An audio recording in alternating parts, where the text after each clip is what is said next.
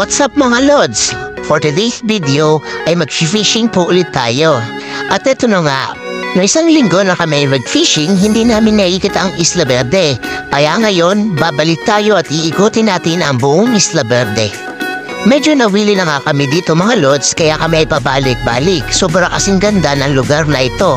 At bukod dito ay talaga namang maraming isda. Minsan nga lang talaga walang mahuli, pero ayos naman dahil sulit ang pasyal dito. Ngayong araw nga pala, ang kasama namin ay si Kuya Resty, ang aming kapitan, si Janot Fish, si Master Oyen, at ang aming pinsan, si Macario, ang master bender ng Vintage Steel Boys. At eto na nga mga lods, nagsimula na kaming magbaybay dito sa dagat. Habang wala pa kami sa spot ay tamang video-video muna ang lolo nyo. At ito na nga ang unang spot na aming napiling puntahan. Dahil sa napakaganda nito, napakaraming puno rito at napakalinis ng tubig. Tahimik pa ang lugar.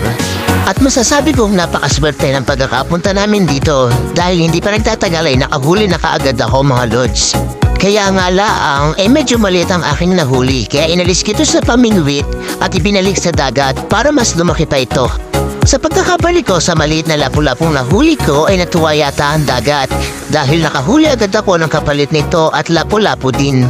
Matapos ng ilang minuto na pamimingwit dito ay umalis na rin kami at lumipat na ibang spot at ang goal na namin ngayong linggong ito ay amin lilibutin ang buong Isla Verde. At talagang swerte ang paglilibot namin dito dahil habang lilipat kami ng bagong spot may nakita kaming maraming dolphins. Tunay namang kakaibang saya ang idinudulot sa amin ng pamimingwit. Bukod sa nalilibang na kami, nakakapasyal pa kami, at bukod dito ay talaga namang nakikita namin kung gaano kaswerte ang mga tao sa pagkakaroon ng ganitong likas na yaman. Tunay namang napakaraming bagay na pwede nating ipagpasalamat sa Diyos. Madalas lang hindi natin dito nakikita. Pero kung ating iisipin kung anong meron tayo ay talaga namang thank you Lord ka na lang talaga. Habang kami ay nasa baybayin ay tinaray namin mag-jigging. Kaya nga laang sa ganito ay bawal na lahat kami ay mamimingwit. Kailangan 2 tao lamang at nasa magkabilang dulo para hindi magsabit ang aming pamingwit. Kagandahan sa gantong pag-jigging ay malaki ang tsansa na makahuli ka ng malaking isda. Kaya nga laang, katulad ng nangyari dito sa amin, may bingwit na sana kaming malaking isda ay nalagot ang aming tansi. Sayang talaga, isda na nakapag-donate pa. Tamang babay lure na lang kami. Nagpatuloy pa rin kami sa pagbabaybay dito sa isla kahit nalagot yung aming tansi. May bago naman kaming mga extra tansi at mga pamain. Sa pag-fishing, talagang dapat nagdadala tayo ng mga extra fishing rod, extra tansi at extra pamain. Dahil medyo malayo-layo ang ating pinupuntahan, kaya dapat lagi tayong handa sa mga ganitong pagkakataon. At eto na nga, nakarating na kami sa isang spot, ito ang tinatawag na mahabang buhangin. Tunay namang napakaganda rin dito sa spot na ito. At pagdarating namin dito ay naghanda na agad kami ng aming mga gamit sa pamimingwit at nagsimula na rin kaming mamingwit.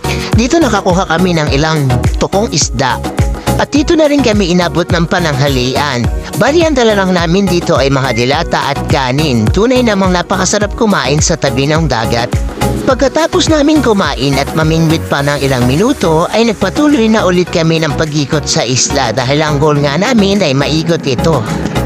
Sa tuwing kami pumupunta rito ay talaga namang napakarami mga divers na dumadayo. Ito kasi ang tinaguri ang Center of Marine Biodiversity in the World. At tunay namang nakaka-proud na meron ang Pilipinas ng ganitong kagandang dagat. Kaya mga lods, samahan nyo kami magpatuloy sa paglilibot dito at masdan natin kung gaano ito kaganda. Sa sobrang linaw ng tubig dito mga lods, kahit hindi ka mag-dive, kitang-kita mo ang mga isda sa ilalim ng dagat.